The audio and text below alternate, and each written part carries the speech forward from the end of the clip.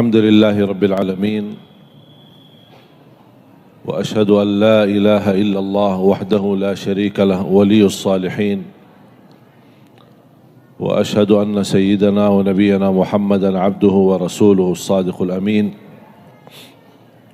اللهم صل وسلم وبارك على سيدنا محمد وعلى آله وصحبه ومن تبعهم بإحسان إلى يوم الدين اللهم علمنا ما ينفعنا وانفعنا بما علمتنا وزدنا علما وتقى.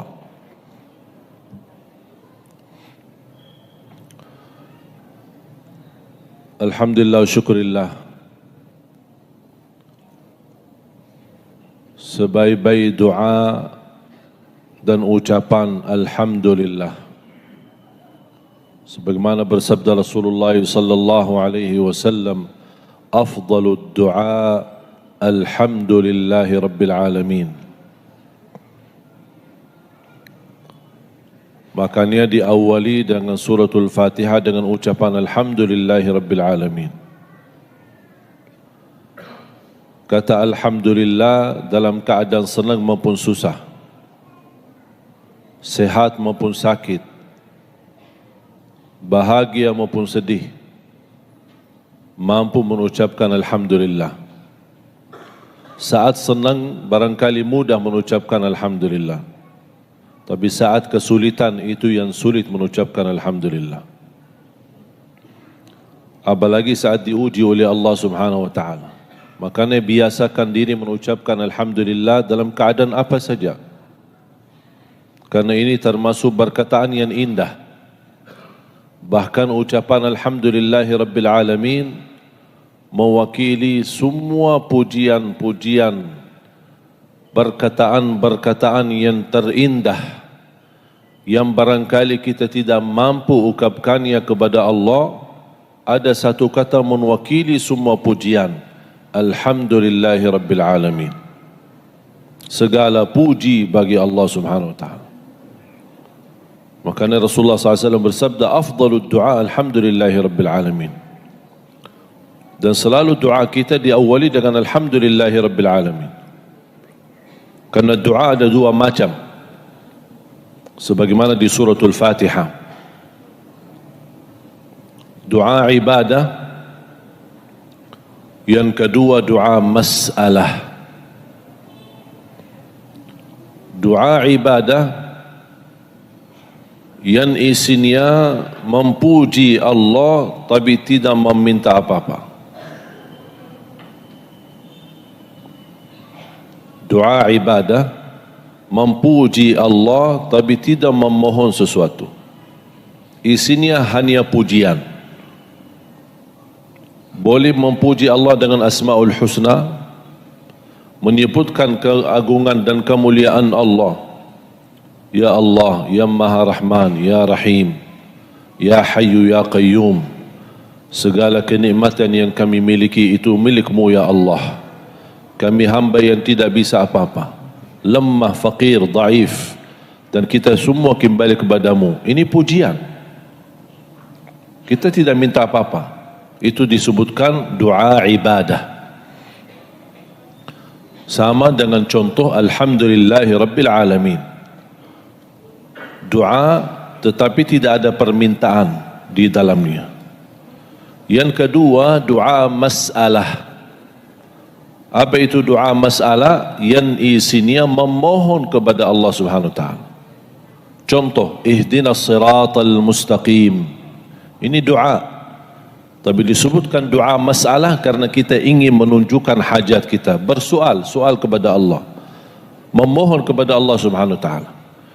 Dan kesempurnaan doa diawali dengan doa ibadah, baru dilanjut dengan doa masalah. Itu lebih adab dan lebih sempurna. Jangan kalau kita berdoa langsung, ya Allah ampunilah saya, ya Allah mudahkan urusan saya. Mana pujiannya? Mana pujian? Mendahulukan doanya dengan pujian. Pujilah Allah Subhanahu wa taala. Ada orang awam berkata, mohon maaf, saya tidak mengerti bagaimana saya bisa puji Allah. Saya tidak hafal Asmaul Husna. Saya tidak hafal perkataan-perkataan yang indah. Saya tidak hafal perkataan yang agung yang layak kita ucapkan kepada Allah Subhanahu wa taala. Apakah ada kata yang bisa mencukupi semua pujian? Ada. Alhamdulillahirabbil alamin. Sudah satu kata. Boleh diulangi berkali-kali. Dengan kita menunjukkan perasaan sebagai orang awam yang tidak mengerti bahasa yang sempurna saat kita berdoa, Alhamdulillahirabbil alamin. Alhamdulillahirabbil alamin. Alhamdulillahirabbil alamin. Alhamdulillahirabbil alamin. Baru kita masuk kepada doa masalah, memohon. Dan sebaik-baik permohonan yang kita ajukan kepada Allah sesudah doa ibadah, sesudah memuji Allah, sebaik-baik permohonan, yang tertinggi permohonan, yang tersempurna permohonan, memohon hidayah. Ihdinas siratal mustaqim. Sebelum memohon ampunan, sebelum memohon rizki, sebelum memohon karunia keturunan, sebelum memohon anak salih salihah, sebelum memohon hafal Quran, sebelum memohon bisa berangkat haji dan umrah, sebelum meminta apa-apa, pertama yang diminta, ihdinas siratal mustaqim.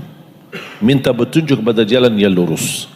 Karena makna daripada ihdinas siratal mustaqim bukan hanya dalam hal agama, tapi kita minta petunjuk sama Allah kepada jalan yang lurus dalam segala hal. Jalan yang lurus dalam mencari nafkah dan rezeki. Jalan yang lurus dalam mengurusi keluarga. Jalan yang lurus dalam mendidik anak. Jalan yang lurus mendapat rezeki yang halal. Jalan yang lurus menuntut ilmu.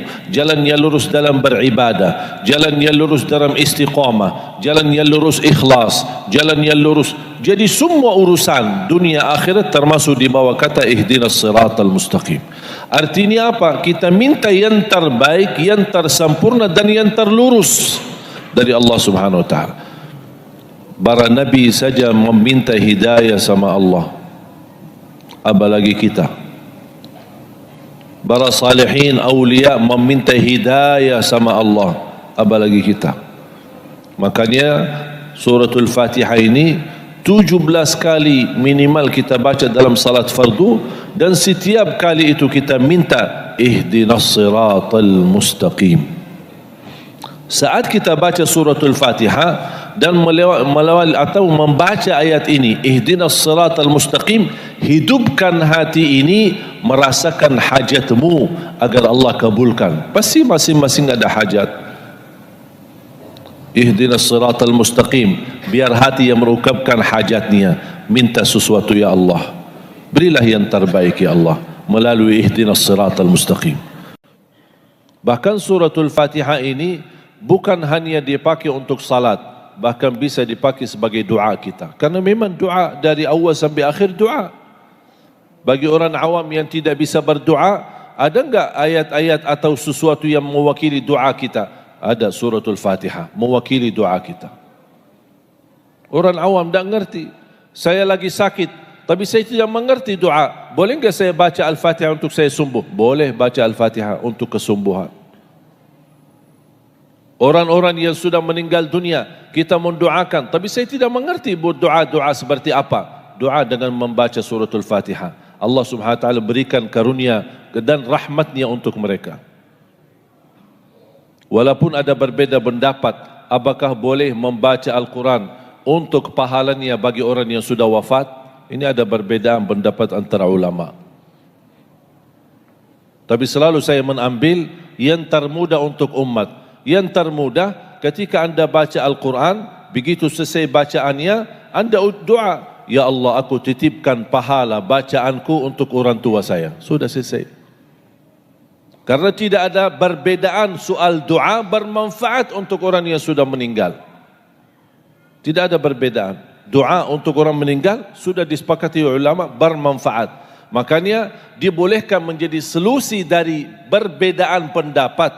Masalah baca Al-Quran untuk orang wafat, boleh kita di akhir ayat yang kita baca, ya Allah, aku titipkan pahala bacaanku untuk kedua orang tuaku. Itu kan doa. Aku titipkan pahala puasaku untuk kedua orang tuaku. Aku titipkan pahala tahajudku untuk kedua orang tuaku. aku titipkan pahala sedekahku untuk kedua orang tuaku. Atau siapa yang kita mau sebutkan? Guru kita, anak kita, siapa yang kita sayangi dan cintai, melalui doa kita seperti ini, insya Allah diterima di sisi Allah dan bermanfaat bagi orang yang sudah wafat. Suratul Fatihah, surah yang teragung di dalam Al-Quran. Ada surah yang paling agung, ada ayat yang paling agung. Surah yang paling agung suratul Fatihah. Ayat yang paling agung ayatul kursi. Suratul Fatihah 7 ayat. Bismillahirrahmanirrahim ayat 1. Makanya yang pendapat Bismillah itu ayat pertama, makanya mereka mengharuskan untuk dijahar. Jahar Bismillahirrahmanirrahim. Ada pendapat tidak Bismillahirrahmanirrahim ayat 1. Tapi ayat 1 adalah Alhamdulillahirrabbilalamin. Berbeda pendapat. Ini ada, ini boleh, ini boleh. Adanya berbeda pendapat itu wajar Bapak Ibu. Tapi yang tidak sehat bermusuhan gara-gara perbedaan. Ini yang tidak boleh. Saya suka netral. Masuk ke masjid diminta jadi imam. Saya suka tanya, masjid ini biasa jahar? Ya, kami biasa jahar bismillah. Saya keraskan bismillah. Oh maaf, kami tidak biasa jahar bismillah. Ya, saya tidak jahar bismillah. Kami biasa kunut, saya kunut. Kami tidak kunut, saya tidak kunut. Yang penting salat. Tidak ada masjid saya masuk, oh maaf kami tidak salat. Tidak ada masjid gitu. Ini hanya perbedaan. Masalah bismillah, masalah keraskan suara, masalah kunut, masalah zikir habis salat, itu semua berbeda pendapat. Tidak ada disepakati oleh ulama. Tidak disepakati tidak boleh, tidak disepakati boleh. Ada yang bilang tidak boleh, ada yang bilang boleh. Dan masing-masing punya dasar. Tidak ada orang dengan otak sendiri boleh, dengan kemauan sendiri tidak boleh. Tidak, semua masing-masing ada dasar dan ijtihad. Kita sebagai orang awam, ya hormati. Mau ikut ini boleh, tapi jangan, kalau mau ikut A, jangan memusuhi B. Kalau suka sama B, jangan benci sama A. Dan ini yang menjadi persoalan di tengah umat. Anda boleh menyampaikan pendapatmu, tapi anda tidak boleh menyalahkan orang lain. Itu bukan hakmu. Yang boleh berkata kita sesat atau benar Allah Subhanahu wa taala, bukan kita yang hukum orang. Oh saya yang benar, maaf kalian sesat. Tahu enggak arti kata sesat? Berarti kalau dihukum seorang dia sesat, berarti dia masuk neraka. Dan tidak hak kita untuk menentukan siapa yang ahli neraka dan siapa yang ahli surga. Itu hak Allah Subhanahu wa taala. Tapi dengan cara baik sangka, bukan buruk sangka. Ketika kita melihat ada seseorang yang berbeda dengan pemahaman kita, jangan suuzzan. Tapi kita berkata, oh barangkali saya masih awam, belum tahu ilmunya. Udah selesai masalah. Ribut kita setiap ada sesuatu pasti ribut. Masuk Ramadan ribut isbat. Tarawih kita ribut 23 atau 11. Salat subuh kita ribut, baki kunut atau tidak baki kunut. Ribut bismillah, ribut habis salat zikir atau tidak. Sampai ribut kita salaman, mau salaman, apaan ini, sudah ada contoh ini. Sering itu aja ribut. Selalu ada masalah. Makanya umat ini tidak bisa bersatu. Antum fikir di zaman sahabat tidak ada perbedaan? Ada perbedaan di zaman sahabat, tapi tidak pernah ribut sahabat Rasulullah SAW. Sedangkan ada guru mereka Nabi Muhammad masih hidup di waktu itu. Gurunya masih hidup. Mereka di zaman wahyu, yang betul-betul faham bahasa wahyu, yang faham isi Al-Quran, faham perintah Rasul, tapi terjadi perbedaan di antara mereka. Ijtihad. Dan Rasulullah SAW tidak pernah menyalahkan salah satu di antara mereka. selama dia ijtihad, dia tidak disalahkan. Bahkan Rasulullah SAW bersabda, kalau dia ijtihad dan benar, dia dapat 2 pahala. Kalau ijtihad salah, dia dapat 1 pahala. Bukan dosa. Dan alhamdulillah di tengah kita masih ada banyak ulama pewaris Nabi. Dan jangan harap ada satu saat seluruh ulama umat Islam bersatu dengan satu pandangan dan satu fahaman. Tidak bisa. Kenapa tidak bisa? Karena itu melawan sunnatullah. Sunnatullah harus ada perbedaan. Laki perempuan, pagi malam, bulan matahari, tidak bisa. Tidak bisa. Tapi dengan adanya perbedaan, bisa enggak kita bersatu? Bisa bersatu. Bertanya saya, ada perbedaan antara Imam Maliki sama Syafi'i tidak? Ada? Imam Syafi'i murid Imam Maliki, muridnya kan? Bertahun-tahun Imam Syafi'i belajar sama Imam Maliki. Begitu selesai belajar, dia bikin mazhab sendiri. Pernah enggak antum baca di buku Imam Maliki atau dengar Imam Maliki berkata Imam Syafi'i sesat? Enggak pernah. Dan Imam Syafi'i pun menyampaikan pendapatnya, tidak pernah selama ini ternyata saya salah berguru. Tidak pernah ngomong begitu. Bisa jadi dalil yang sampai kepada Imam Maliki belum tentu sampai ke Imam Syafi'i. Bisa jadi dalil yang sampai ke Imam Syafi'i belum tentu sampai ke Imam Maliki. Ijtihad. Kira-kira sumber agama Imam Maliki apa? Quran? Betul? Imam Syafi'i sumber agamanya apa? Quran juga? Atau ada kitab lain? Sama. Ini Quran. Tapi kenapa bisa terjadi perbedaan? Bukan beda Quran, tapi beda memahami isi Al-Quran. Dan pemahaman itu yang tidak bisa dibersatukan. Tidak bisa. Apa yang saya sampaikan sekarang, saya yakin 100% tidak mungkin semua terima. Ada sebagian terima, ada sebagian, oh ini bisa diterima, masuk akal. Ini, oh maaf, saya tidak bisa terima. Ya beda pandangan, beda otak. Masa saya harus maksa semua harus sama dengan otak saya? Tidak bisa. Ada yang lebih besar ilmunya, ada yang lebih banyak belajar daripada saya, ada yang lebih banyak membaca buku daripada saya, punya pandangan yang lebih luas, punya pandangan yang lebih besar, punya pandangan yang berbeda, ada yang lebih senior, ada yang lebih tua, ada yang lebih pengalaman. Ini semua berpengaruh. Imam Syafi'i saja, jangankan beda sama Imam Maliki gurunya, dia punya 2 mazhab. Disebutkan mazhab yang lama sama mazhab baru. 2 mazhab Imam Syafi'i sendiri. 2 pendapat. Kenapa kok bisa punya 2 pendapat? Ketika dia hidup di Irak, kemudian pindah ke Mesir, beda lagi mazhabnya. Karena ternyata suasana dan kebiasaan di Irak beda sama di Mesir.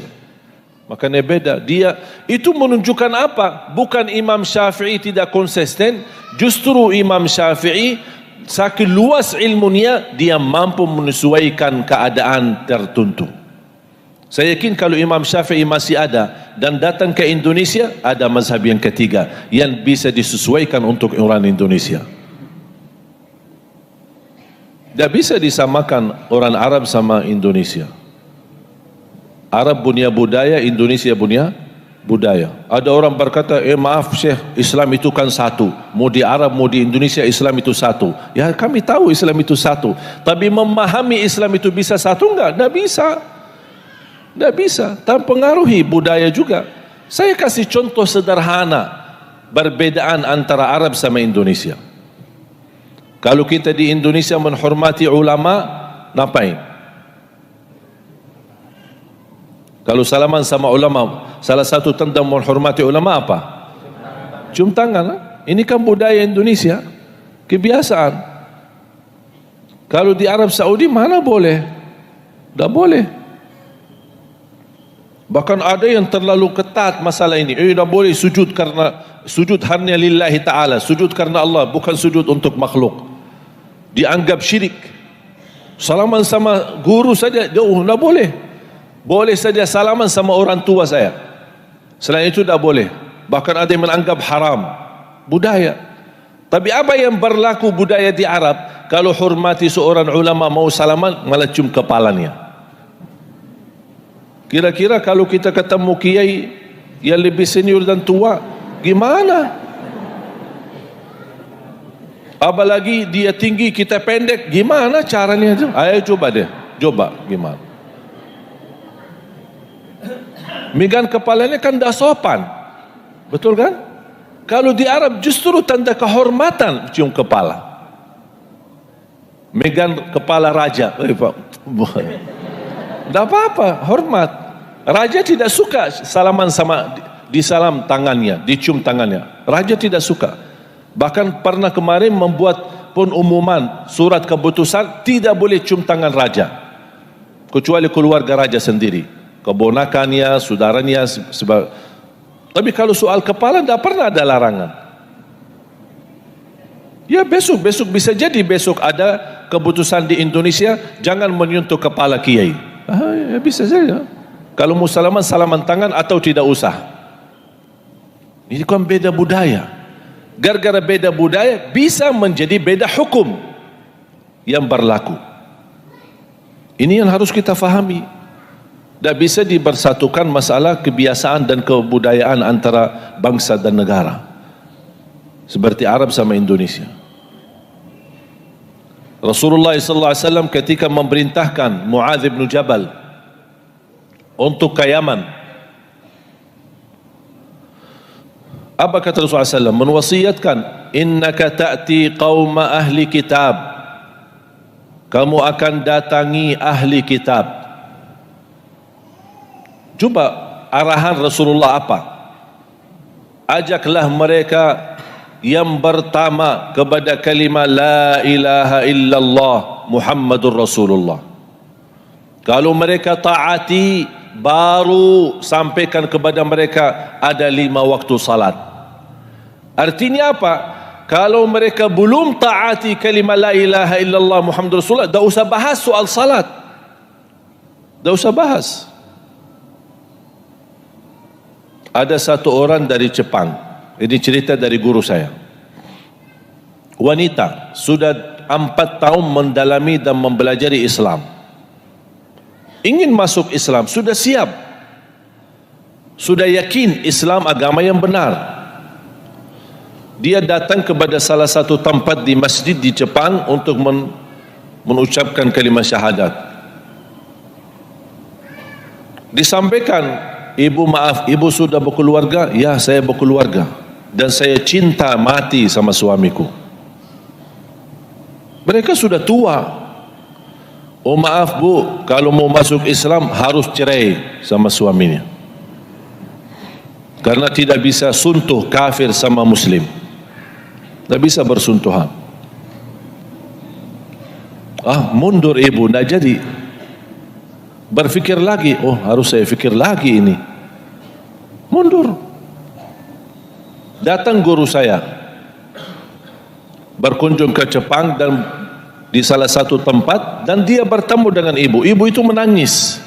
Saya sebenarnya sudah yakin Islam itu benar, tapi saya tidak diterima Islamnya kecuali harus saya cerai sama suami saya. Disampaikan itu. Langsung guru saya marah. Dia bilang, bu, kalau mau ucapkan kalimat syahadat silakan.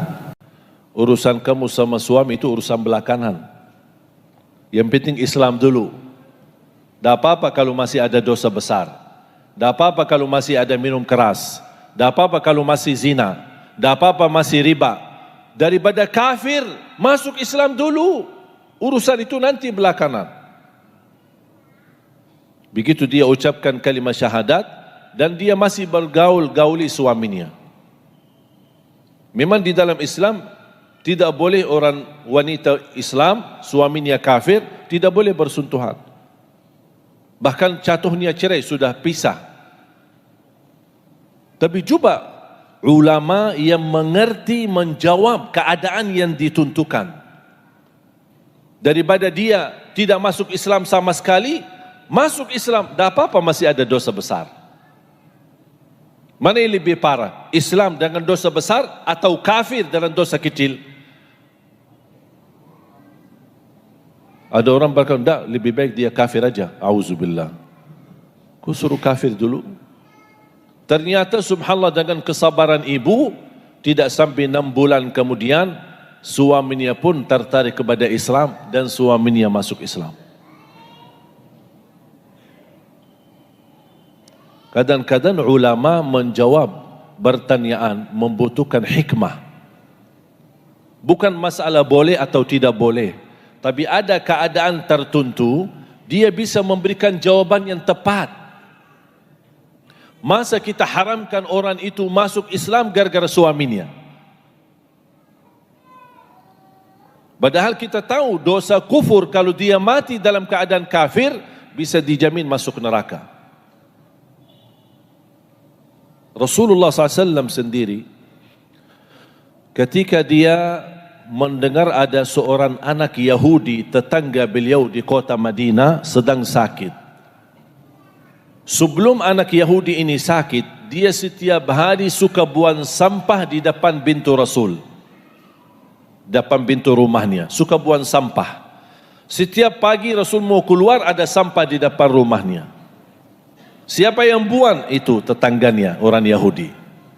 Tapi Rasul sendiri tidak marah. Rasul mengangkat sampah itu dan membuang di tempatnya. Besok sama lagi ada sampah. Tiba-tiba satu hari Rasul keluar, dah ada sampah. Tumben dah ada sampah. Sahabat kasih tahu, ya Rasulullah, anak Yahudi yang suka buang sampah di depan rumahmu lagi sakit. Apa kata Rasulullah? Ayo kita silaturrahim. Dah ada bahasa, mana ini orang Yahudi, dah mau silaturrahim. Ini orang yang kafir, masuk neraka, saya dah mau silaturrahim. Rasulullah SAW silaturrahim. Datangi. Begitu lihat anak Yahudi sakit, Rasul tidak pernah menyakiti perasaannya. Ya sakit lo ya, rasain ya, selama ini buang sampah mulu. Bukan begitu cara Rasul. Di saat itu ketika Rasul kunjungi silaturrahim, diwahyukan oleh Allah, ini sakitnya sakratul maut, akan mati si anak Yahudi itu. Rasul sudah lupakan persoalannya bersama anak Yahudi. Rasul fokus cuma satu, bagaimana anak Yahudi bisa mengucapkan kalimat syahadat. Sampai Rasul berkata, ucapkan la ilaha illallah. Demi Allah saya janji akan membela-Mu di hadapan Allah. Coba bayangkan. Bukan hanya minta diucapkan, bahkan Rasul janji akan membela-Mu di hadapan Allah.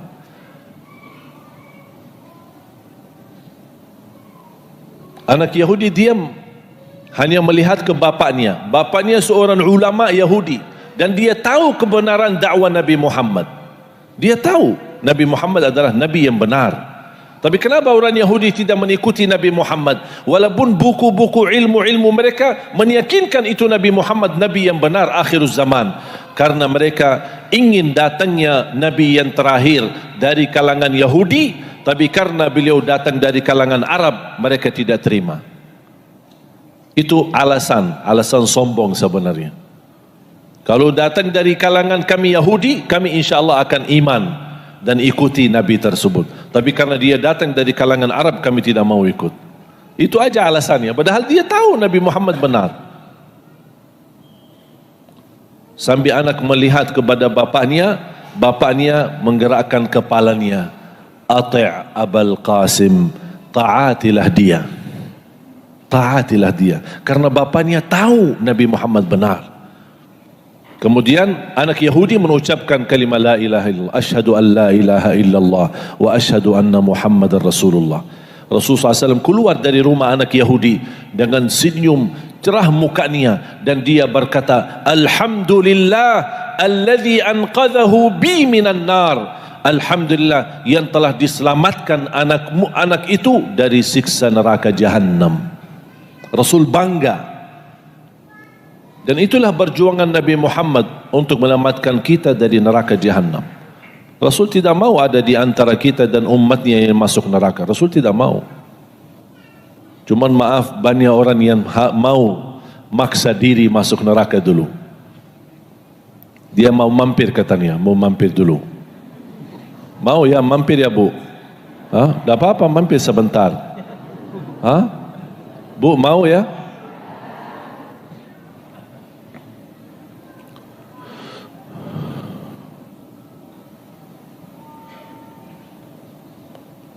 Ada satu hadis yang indah yang diriwayatkan Imam Tirmizi, ada juga sebagian diriwayatkan Imam Muslim. Suratul Fatihah ini isinya berdialog sama Allah. Saya paling nikmati baca suratul Fatihah dalam salat maupun di luar salat. Kalau saya lagi santai duduk habis salat subuh, wirid saya baca Al-Fatihah sebanyak-banyaknya sampai terbit matahari. Apa saya baca? Al-Fatihah saja, mengulangi berkali-kali. Wirid saya, wirid zikir, doa. Ada orang suka wirid la ilaha illallah, ada orang suka wirid salawat, ada orang suka wirid istighfar, ada orang suka wiridnya baca Quran. Saya wirid saya baca Al-Fatihah. Dahsyat baca Al-Fatihah. Menyembuhkan penyakit, menabulkan hajat, mengangkat darajat, menenangkan hati, memberikan kemudahan, membawa cahaya dalam hati dan kehidupan. Berkahnya luar biasa suratul Fatihah. Memiliki banyak nama. Al-Fatihah, Ummul Quran, Ummul Kitab, Asy-Syafiyah, Al-Waqiyah, Ar-Raqiyah, Al-Kafiyah. Luar biasa, banyak nama-nama suratul Fatihah. Ulama berkata, kalau ada sesuatu yang memiliki nama yang banyak, itu tanda sesuatu itu sangat agung di sisi Allah. Al-Fatihah. Tidak sah salat kita tanpa suratul Fatihah. Al-Fatihah rukun. Tidak bisa diganti dengan sujud sahwi kalau kita lupa suratul Fatihah. Iman pernah lupa suratul Fatihah pas salat? Pernah terjadi? Bu, pernah enggak terjadi lupa suratul Fatihah pas salat? Allahu Akbar langsung qul huwallahu ahad, Allahus samad. Pernah enggak? Pengalaman saya ada yang pernah lupa suratul Fatihah. Saya pernah diminta jadi khatib Idul Fitri di Lombok. Ternyata saya punya darah keluarga Lombok. Walaupun saya lahir besar di Arab. Tapi darah lewat ibu saya, jalur ibu saya, ayahnya sama kakeknya kelahiran Lombok. Bahkan kakek ibu saya wafat di Lombok saat dia melawan penjajah Belanda, dibunuh sama penjajah Belanda dan dimakamkan di sana. Makanya saya sebenarnya cucu pahlawan tapi belum terdaftar. Makanya pas saya cek darah kemarin di rumah sakit, dokternya pun kaget, subhanallah darahnya merah putih. Lahir besar di Arab tapi kembali kepada keluarga saya yang berasal dari Indonesia. Subhanallah, dunia ini kecil. Lahir besar di Arab, saya tidak tahu ada keluarga saya di Indonesia. Datang ke Indonesia belum bisa bahasa Indonesia sama sekali. 2008 saya pertama kali datang ke Indonesia. 2008 akhir. Sudah hampir mau 10 tahun di Indonesia. Belum bisa bahasa Indonesia. Sampai 2010 saya belum bisa bahasa Indonesia. Datang tugas salat tarawih, diminta salat tarawih di Jakarta, selesai tugas pulang. 2009 mulai belajar bahasa Indonesia. Ada yang mengajarin saya. Hafal 4 kata, insya Allah semua orang Indonesia faham. Apa kabar, bagus, mau kemana, aku cinta kepadamu. Saya tidak tahu artinya. Ketemu orang, assalamualaikum, apa kabar, bagus, mau kemana, aku cinta kepadamu. Orang fikir apaan ini orang. Subhanallah, 2010 sudah bisa bahasa Indonesia. Tidak pernah saya belajar kursus bahasa Indonesia. Tidak pernah ambil kamus belajar bahasa Indonesia. Duduk, manis, gaul sama orang, dengar setiap hari, bicara-bicara, diketawain orang karena salah ngomong, tidak bisa ngerti. Tidak apa-apa, pelan-pelan, diketawain tidak apa-apa. Tapi insya Allah besok-besok saya lancar. Intinya bahasa yang selalu saya mohon kepada Allah, ya Allah berikan kepada saya bahasa mudah yang bisa difahami. Kira-kira faham gak bahasa saya? Alhamdulillah, itu aja intinya. Kalau dah faham, stres saya nanti. Ternyata subhanallah punya darah keturunan keluarga. Ada darah keluarga di Madura, ada di Bumi Ayu, ada di Surabaya, ada di Jakarta. Tak tahu mungkin barangkali besok ada juga di Solo. Wallahu a'lam. Jadi karunia Allah Subhanahu wa taala bisa berada di Indonesia, bisa berdakwah di Indonesia, bahkan alhamdulillah menjadi rakyat Indonesia. 2011 saya diberikan kehormatan oleh Bapak Presiden, Bapak SBY waktu itu, diberikan warga negara Indonesia. Jadi sekarang saya bukan Arab lagi ya, Indonesia. Walaupun mancung ya, tidak apa-apa. Alhamdulillah. Jadi jamaah sekalian dimuliakan Allah Subhanahu wa taala, hadis ini sangat indah.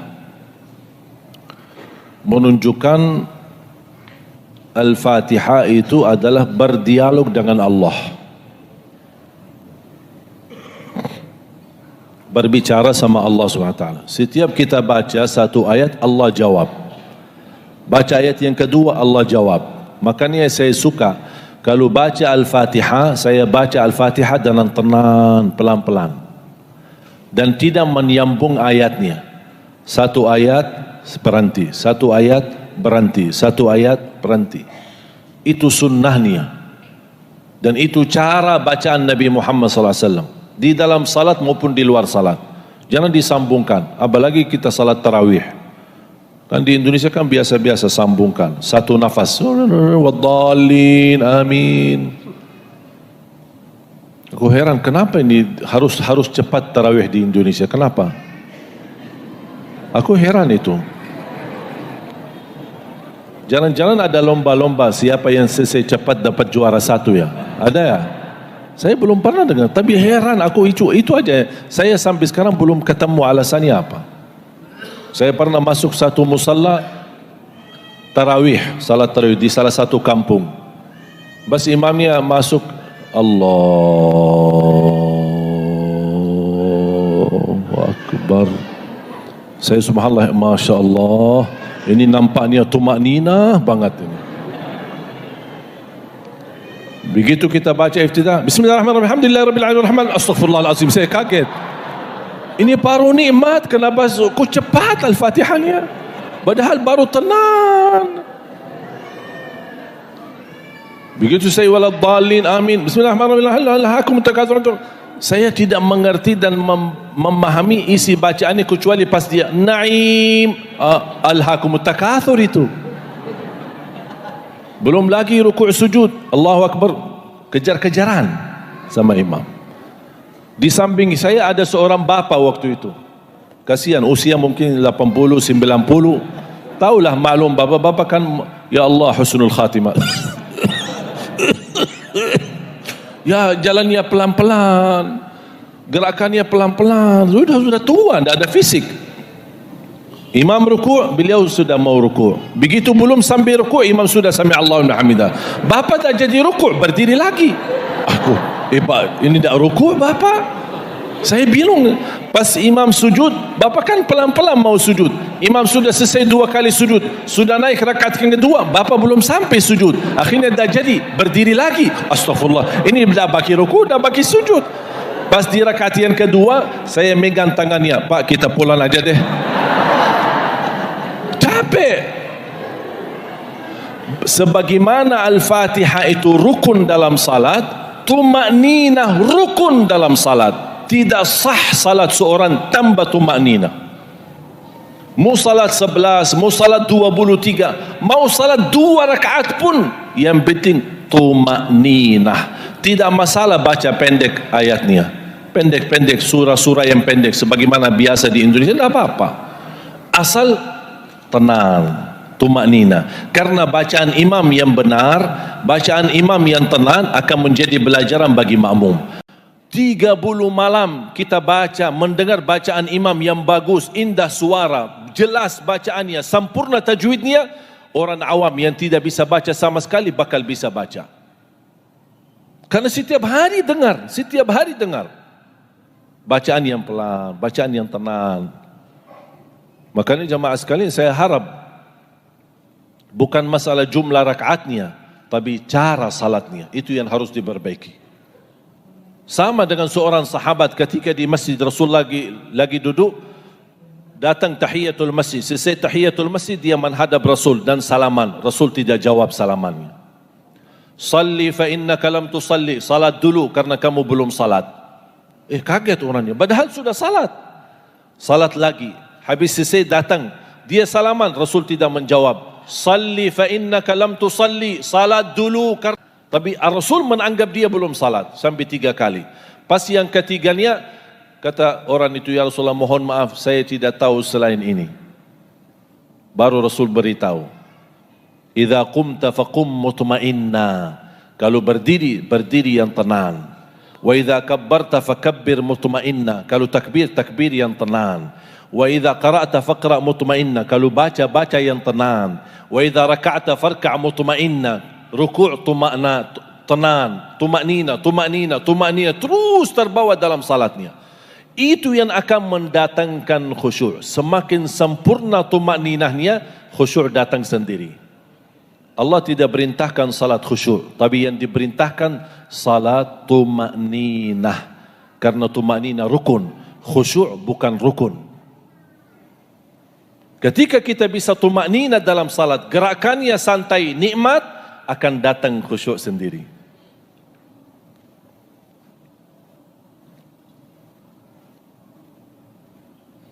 Sering kita duduk di masjid, ada orang belakangan datang tahiyatul masjid. Saya duduk di samping saya, ada orang tahiyatul masjid. Yang aku heran, bisa dia sambil jalan dia zikir. Allahu Akbar ruku'. Belum sampai ke ruku'nya, subhanarabbiyal azim, subhanallah, sami'allahu liman hamidah. Pas sujud, Allahu Akbar, subhanarabbiyal a'la, subhanarabbiyal a'la. Dia belum sampai ke sujud sudah subhanarabbiyal a'la. Makanya pas dia sampai sujud, suntuh sebentar langsung Allahu Akbar lagi. Begitu selesai, ya Allah mohon diterima. Apaan yang diterima? Aku heran nih, kenapa kita salat 2 rakaat tak sampai 10 menit, tapi begitu caranya, wallahi kita malu sama Allah. Fantas bersabda Rasulullah, ada seorang salat 60 tahun salat, tapi tidak ada satu pun diterima di sisi Allah. Apakah kira-kira mau Bapak Ibu 60 tahun melaksanakan salat istiqamah, tapi tidak ada satu pun yang diterima? Mau enggak kita? Na'udzubillahi min zalik.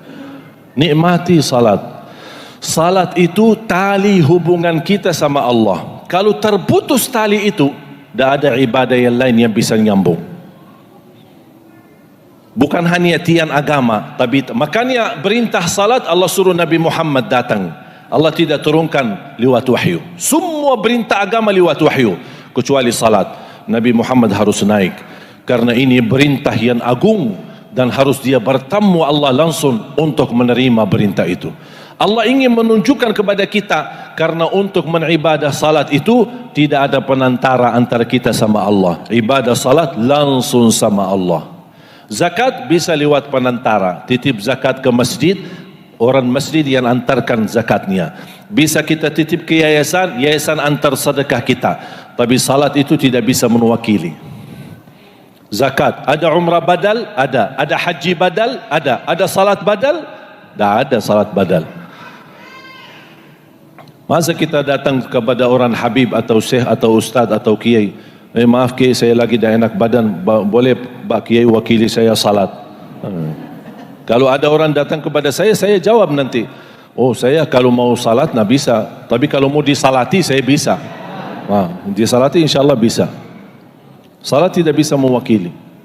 Satu-satunya ibadah harus dilaksanakan, dan satu-satunya ibadah tidak bisa ditinggalkan apapun alasannya, kecuali kalau terjadi dua hal: murtad, kafir, sudah keluar dari Islam, sudah tidak ada wajib salat.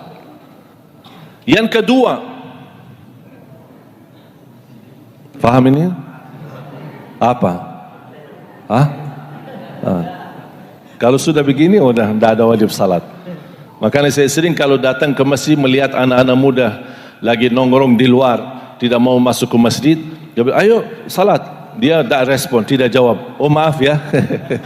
Assalamualaikum. Mungkin dia begini. Ya, yang begini ya, tidak perlu diajak, karena sudah begini. Salat itu tidak bisa ditinggal. Puasa boleh ditinggal? Boleh, kalau lagi sakit, musafir. Haji boleh tidak haji? Ada orang muslim tidak haji? Ada, belum mampu. Ada orang muslim tidak zakat? Ada, dia miskin, malah justru terima zakat. Tapi tidak ada orang muslim tidak salat semestinya. Makanya tahun 400 Hijriyah ada pertemuan ulama di Maroko, ulama agama, membuat satu buku fikih untuk membantu umat supaya mereka bisa memahami agama dengan cara sederhana. Di dalam buku fikih ini yang dibahas oleh ulama ada salah satunya bagaimana hukumnya orang yang tidak salat. Apa yang harus kita tuliskan dalam buku ini? Ulama bingung menjawab. Dianggap ini persoalan yang kemungkinan susah terjadi. Itu menurut ulama dulu. Kemungkinan susah terjadi, makanya kami tidak berani memberikan hukum dan penjelasan, karena tidak masuk akal ada orang muslim tidak salat. Ini zaman tahun 400 Hijriyah. Dianggap zaman dulu ulama itu aneh, tidak masuk akal ada orang muslim tidak salat. Makanya mereka tidak berani tulis hukum, bagaimana hukum orang yang tidak salat. Tidak berani, karena itu sesuatu yang tidak bisa terjadi. Bagaimana kalau mereka ada di zaman sekarang? Banyak orang muslim tidak salat sama sekali, tidak salat Jumat, tidak salat sama sekali. Na'udzubillah min zalik. Makanya kita harus tahu salat itu satu-satunya ibadah yang tidak bisa ditinggalkan. Tidak bisa berdiri, duduk. Tidak bisa duduk, berbaring. Tidak bisa wudu, tayammum. Tidak bisa menghadap kiblah kemana saja. Dalam keadaan perang menghadapi musuh, tetap ada salat, namanya salat khauf. Ada cara, tata caranya melaksanakan, tapi tidak ada alasan meninggalkan salatnya.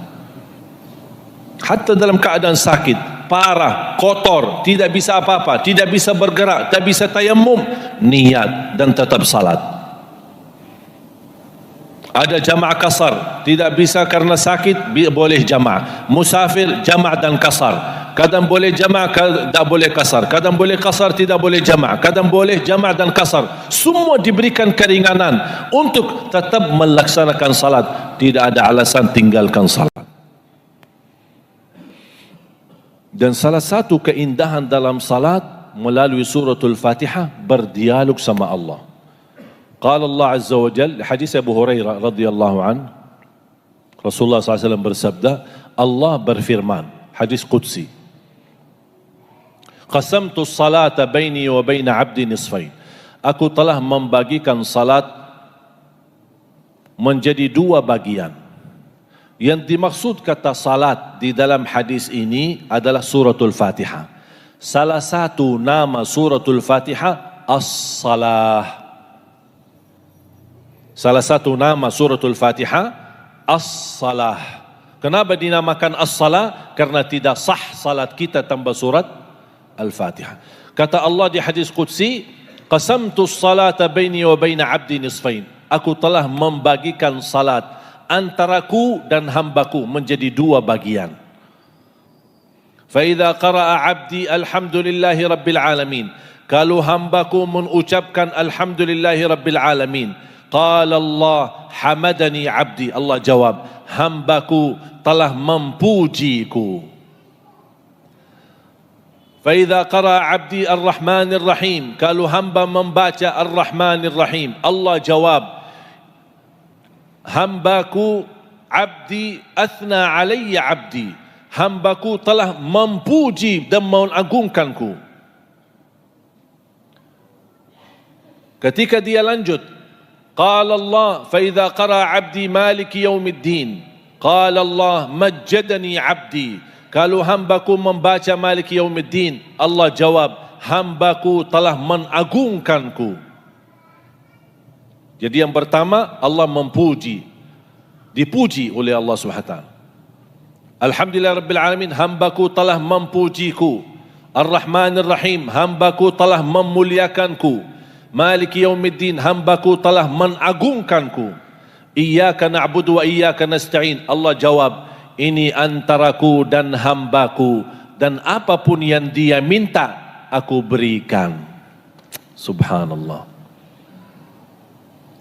Begitu dia Allah jawab, dia langsung minta apa? Ihdinas siratal mustaqim. Allah jawab apa? Ini untuk hambaku dan aku ijabah. Siratal ladzina an'amta alaihim ghairil maghdubi alaihim waladdallin. Allah tetap menjawab, ini untuk hambaku dan aku ijabah. Allah jawab kita. Amin. Apa artinya amin? Allahumma stajib. Ya Allah, mohon diterima. Allah jawab, aku terima.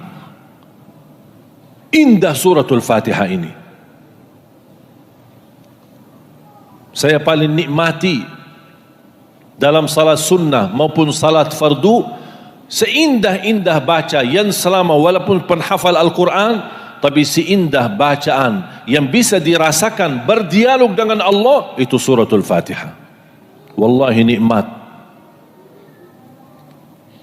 Saya ingat waktu kami di Madinah, ada salah satu adik saya, kami berkeluarga 12, timnas, 9 laki 3 perempuan. Ada alhamdulillah 10 penghafal Al-Quran 30 juz. Dan kami datangkan di Indonesia, saya datangkan ada 4 adik saya. Saya datangkan kemari untuk berjuang di Indonesia. Walaupun mereka belum warga negara Indonesia, tapi mereka masih alhamdulillah senang di Indonesia, betah di Indonesia, dan insyaAllah bersama adik-adik kami untuk memperjuangkan mencetak 1 juta penghafal Al-Quran. 2 orang adik saya, adik kandung yang membawa istrinya dari Arab, dan 2 orang lagi saya nikahkan di Indonesia. Satu sama orang Cianjur, yang satu lagi sama orang Lombok. Jangan khawatir Bu, masih ada. Dan alhamdulillah mereka bermanfaat, bisa, walaupun mereka tidak begitu lancar bahasa Indonesia, tapi alhamdulillah sangat membantu untuk mencetak penghafal Al-Quran. 2018 alhamdulillah lebih dari 20 anak santri yang sudah tamat di tempat kami penghafal Al-Quran 30 juz. Sementara di Jakarta pesantren kami memang disewa satu tempat gedung. Kami terpaksa sewa sementara dan tempatnya sangat terbatas walaupun peminatnya banyak. Makanya kami membuat rumah tahfiz di mana-mana. Membina rumah tahfiz di mana-mana. Sampai insya-Allah di bulan April nanti kami letakkan batu pertama untuk pusat pesantren kami yang insya-Allah akan mencetak penghafal Al-Quran yang mudah-mudahan insya-Allah menjadi penghafal Al-Quran yang bacaannya sesuai bacaan Nabi Muhammad sallallahu alaihi wasallam. Target saya itu, saya tidak ingin banyak hafal, tapi saya ingin hafal tapi bacaannya dan hafalannya sama seperti Nabi Muhammad sallallahu alaihi wasallam.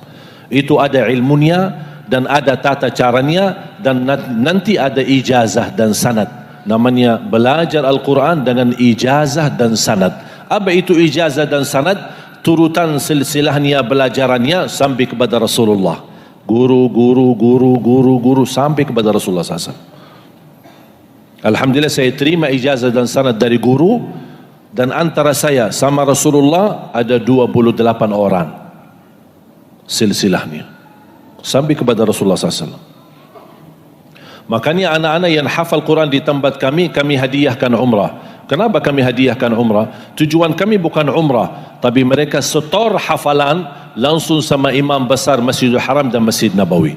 Kalau dibenarkan hafalannya, dibenarkan bacaannya, baru kami berikan ijazah dan sanad yang sudah disahkan oleh para imam di sana. Karena target kami, masjid-masjid di Indonesia, yang saya terima data-datanya lebih dari 1.300.000 masjid yang terdaftar resmi di Kementerian Agama. Saya harap setiap masjid ada imam penghafal Al-Quran 30 juz. Agar bacaan si imam ini bukan tugasnya jadi imam, tapi juga sekaligus tugasnya memimpin jamaah di masjid masing-masing, tahsinu tilawah, memperbanyak hafal Al-Quran sedikit demi sedikit, insya-Allah. Sejauh manapun target kami, seberapapun jumlah target kami, saya yakin akan mencapai target itu kalau kita berjalan berlangkah-langkah. Kalau tidak berjalan walaupun dekat, tidak bakal sampai. Tapi kita berjalan langkah-langkah walaupun jauh, pasti akan sampai. Dan saya yakin pertolongan Allah akan datang. Makanya saya harap Bapak Ibu, ketika anda lagi salat, membaca Al-Fatihah, atau di luar salat, saat anda menhayati bacaan suratul Fatihah, tolong disisahkan dalam salatnya atau sisahkan dalam doanya. Tolong doakan kami agar kami mampu membawa Indonesia menjadi negara Al-Quran. Mohon maaf, saya datang di sini bukan buat main-main. Kalau saya mau senang-senang, ya saya di Madinah, diam di Madinah. Lebih tanah suci, lebih bersih, lebih nyaman, lebih makmur. Kenapa saya tinggalkan Madinah? Untuk datang sini jalan-jalan buat senang-senang? Tidak. Tugas saya satu, dan selalu saya berdoa, ya Allah, mohon jangan cabut nyawa saya sampai saya mewujudkan 1 juta penghafal Al-Quran untuk Indonesia. Dan Alhamdulillah kita terus berkembang melihat anak-anak. Bapak Ibu kan sudah melihat acara Hafiz Indonesia. Anak-anak di bawah 10 tahun, tapi luar biasa, sangat membanggakan. Saya punya kawan, punya TV di Arab. Begitu lihat acara Hafiz Indonesia, beliau menawarkan kepada saya, kami ingin buat Hafiz Arab, versi Arab. Kami berusaha bikin di sana. Kami undang anak-anak, ternyata gagal, tidak berhasil. Ternyata bahan anak-anak yang cerdas, pintar dan jumlah hafalannya banyak, Indonesia lebih diutamakan.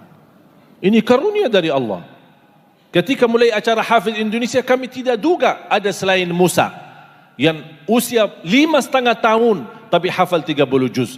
Ternyata masih ada lagi, ada Ahsani, ada Aulia, ada Fuadi, ada Azza, ada banyak lagi anak-anak penghafal Al-Quran. Ini menunjukkan karunia Allah Subhanahu wa taala. Sekarang rumah tahfiz di mana-mana, pesantren di mana-mana, di setiap masjid ada majlis ta'lim dan belajar Quran, tahsinut tilawah.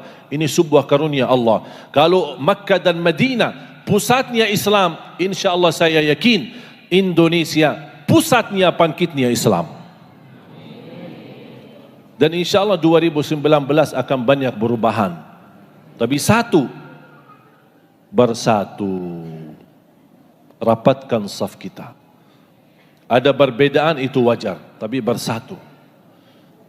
Dan kita terus berdoa. Siapapun yang jadi presiden kita nanti, kita minta memohon kepada Allah, ya Allah, berilah kepada kami pemimpin yang takwa, pemimpin yang adil, pemimpin yang amanah, pemimpin yang jujur, pemimpin yang ikhlas untuk agamamu dan ikhlas untuk melayani rakyatnya. Cita-cita saya, orang Indonesia harus menjadi mulia di negerinya sendiri maupun di negeri luar. Dimanapun orang Indonesia pergi, dia harus kepalanya tinggi, hatinya besar, tidak boleh dihina lagi orang Indonesia. Saya tidak mau mendengar berita lagi ada orang Indonesia menderita di luar negeri maupun di dalam negeri. Saya sebagai rakyat Indonesia terus memperjuangkan bagaimana, karena saya yakini terjamin kemakmuran Indonesia kalau kita bersama-sama kembali kepada Al-Quran. Kalau Bapak Ibu yang sudah usia merasa gagal menghafal dan membaca, jangan sia-siakan anakmu dan cucumu. Doronglah mereka, dukullah mereka, semangatkanlah mereka, biayailah mereka sampai mereka berhasil. Inilah yang akan membanggakan kita nanti di hadapan Allah hari kiamat. Bukan jurusan tinggi, bukan pelajaran kuliahnya, tapi itulah yang akan membanggakan kita.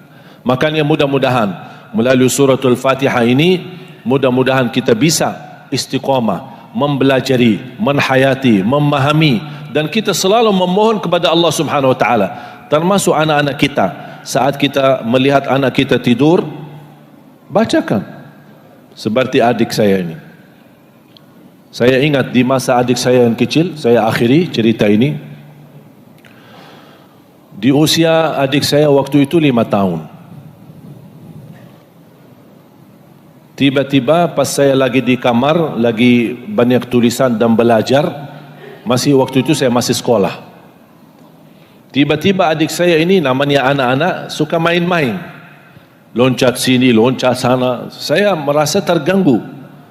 Saya minta, ayo kamu diam atau kamu ke sana keluar. Maksudnya rumah kan besar, pergilah sana main-main di sana. Kenapa harus main di sini? Tetap tidak mau.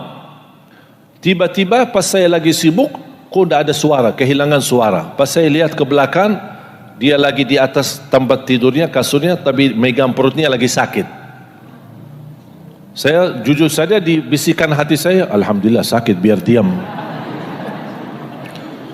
Kan dari tadi terganggu, tapi tiba-tiba loncat lagi. Astaghfirullahaladzim. Katanya barusan sakit, kenapa loncat lagi? Apa kata beliau? Ini buat usia 5 tahun. Kata beliau, saya taruh tangan kanan di atas perutku, saya baca Al-Fatihah 3 kali, sembuh. Memang kami dari kecil dibiasakan sakit gigi, sakit kepala, sakit mata, sakit perut, sakit kaki, sakit apa saja, taruh tangan yang kanan di tempat sakitnya, baca Al-Fatihah, insya-Allah sembuh. Biasakan anak-anak kita. Ada juga zikir dan doa yang lain. Mudah-mudahan insya-Allah dengan berkahnya suratul Fatihah kita bisa diberikan karunia Allah istiqamah Islam iman sampai akhir hayat. Diberikan karunia Allah keturunan penghafal Al-Quran.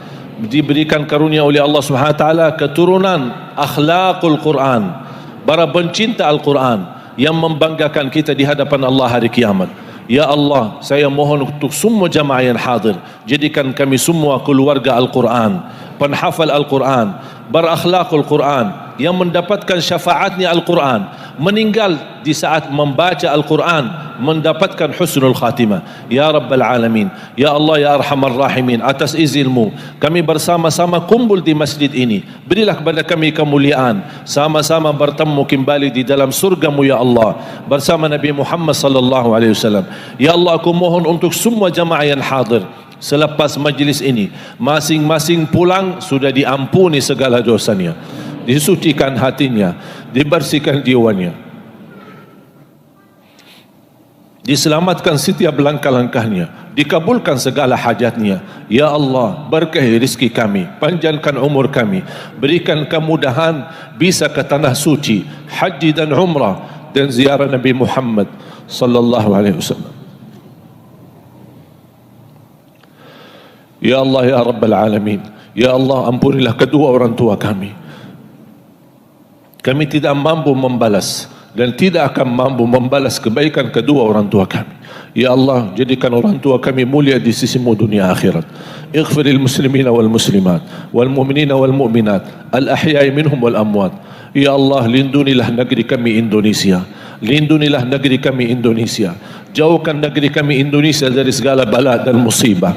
Berilah kepada negeri kami ya Allah pemimpin yang takwa, pemimpin yang benar-benar mencintai agamamu, benar-benar mencintai ulama, benar-benar mencintai rakyatnya dan memperdulikan kebaikan untuk rakyatnya ya Dzal Jalal wal Ikram. Jadikan negeri kami Indonesia baldatun tayyibatun wa rabbun ghafur birahmatika ya arhamar rahimin.